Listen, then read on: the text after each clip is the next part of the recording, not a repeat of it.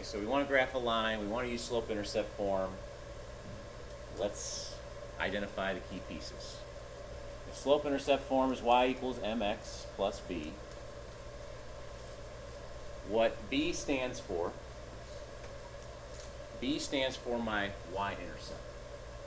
B tells me where this line is going to cross the y-axis. So, got my x-axis here, got my y-axis here. I go back to my equation. I see a -3 in that B position.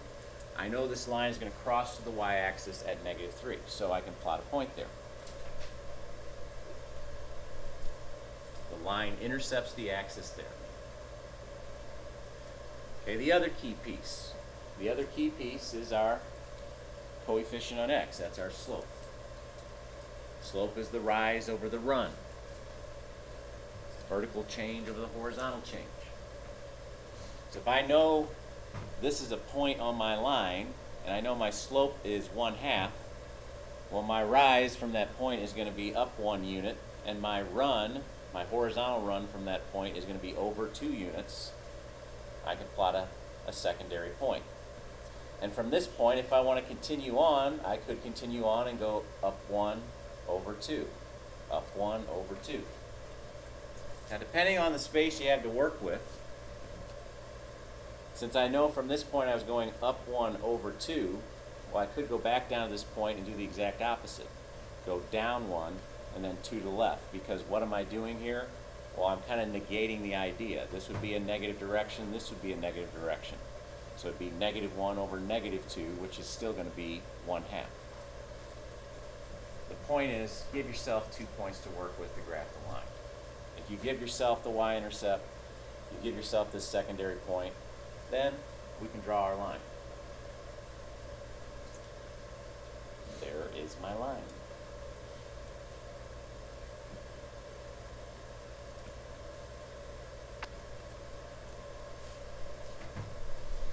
So using slope-intercept form, same kind of routine here. Y equals -3x plus 5. Start with your y-intercept. Where is this line going to cross the y-axis? Well, that B idea in y equals mx plus b, apparently it's going to cross the y-axis at 5. So I plot a point on the y-axis at 5. Okay, my slope, I'm used to looking at a ratio. For my slope, I see that I got -3 as the coefficient on x. I could look at that as -3 over 1. And then what that would tell me is if I go to this point up here on my y-axis that I already know is on the line, and I travel down 3 because it's negative, 1, 2, 3, and then 1 to the right, go to the right because 1 is positive, that would give me a secondary point. So I've got my 2 points. I could draw my line, or if I want to continue counting out, down 3 over 1, down 3 over 1, just to plot a few more points, that's fine as well. But really the 2 points, that would suffice. I draw my line through the 2 points. I've got my graph of the equation.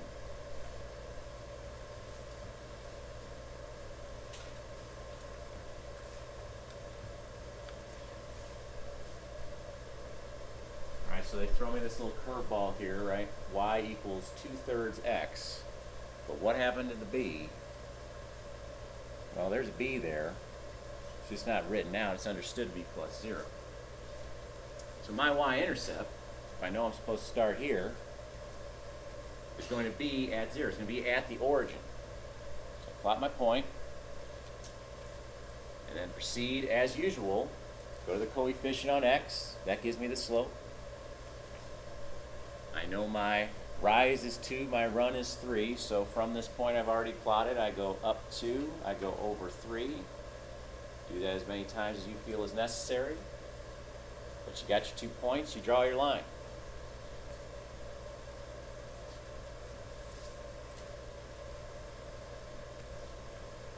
All right, so we just did one where the B part was missing, right? Now the x term's gone. We just see y equals 7. So not knowing anything about this equation just yet, you could say, all right, the x part's gone, but this must be that b part, that y-intercept. If I go to 7, And my axis up here doesn't go that high, so I'm going to make this a 7 just to fudge this in here. If I go up to 7, plot a point, that must be where this line crosses. Well, here's the thing. The x term is not there, so you could pretend like there's a 0x. So slope would be 0. There'd be no rise to this. Instead, it would just be a horizontal line that passes through the y-axis here at 7. So for future reference, if I've got y equals a constant value, I'm just going to understand that's a horizontal line. It passes through the y-axis at that number. And that's it.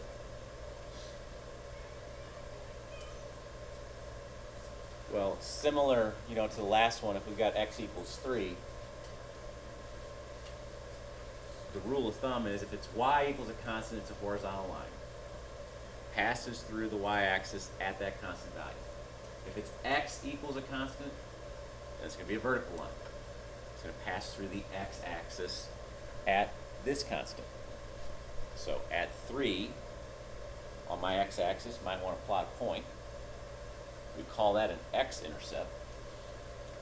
And draw a vertical line then passing through that point.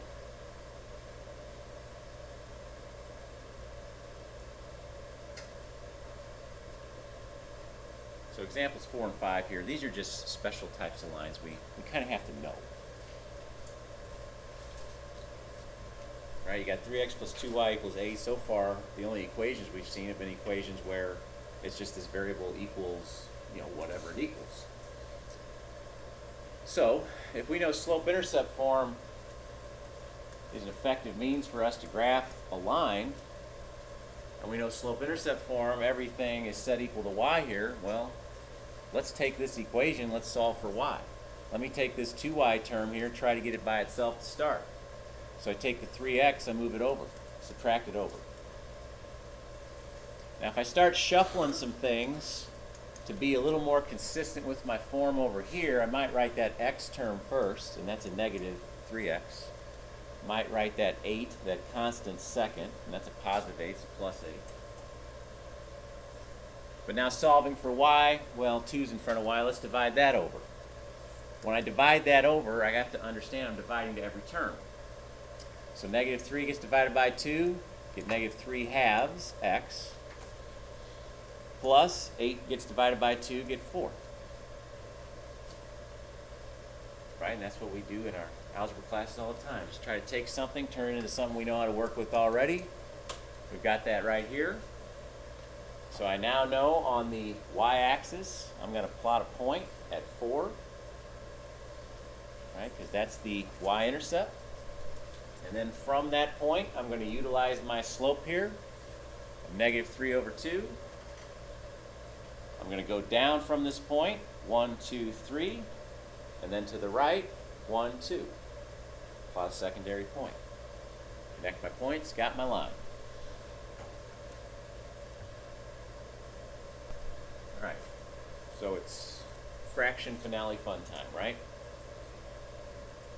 Not really digging all the fractions there, but I do recognize something similar to the last one. It would be nice to try to get this y term by itself and solve for it to model the y equals mx plus b form.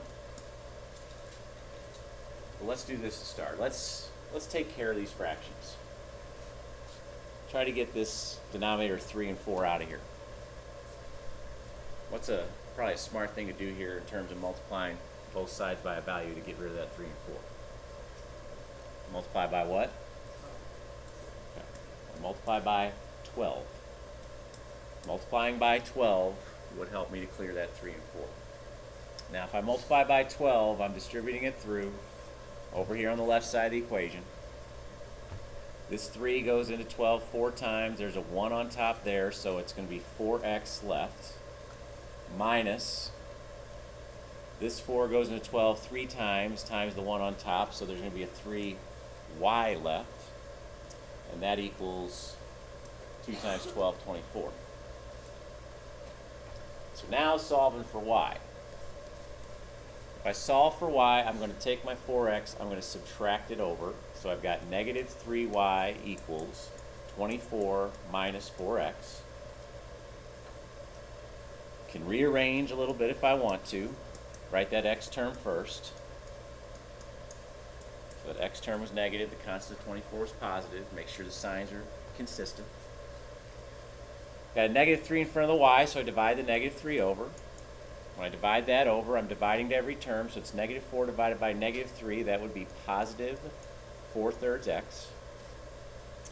And negative 3 divides into positive 24, say negative 8 times. So not exactly going to fit my grid here, but we'll do some pretending. We'll make it work. With the negative 8, I know that's where I'm starting now with my slope-intercept form to graph. So let's say negative 8 is roughly right there. If that's where negative 8 is, I plot my point. And pretending that's where negative 8 is, I use my slope now of 4/3. I travel from this point up 4 and over 3 to the right. Plot my secondary point, draw my line.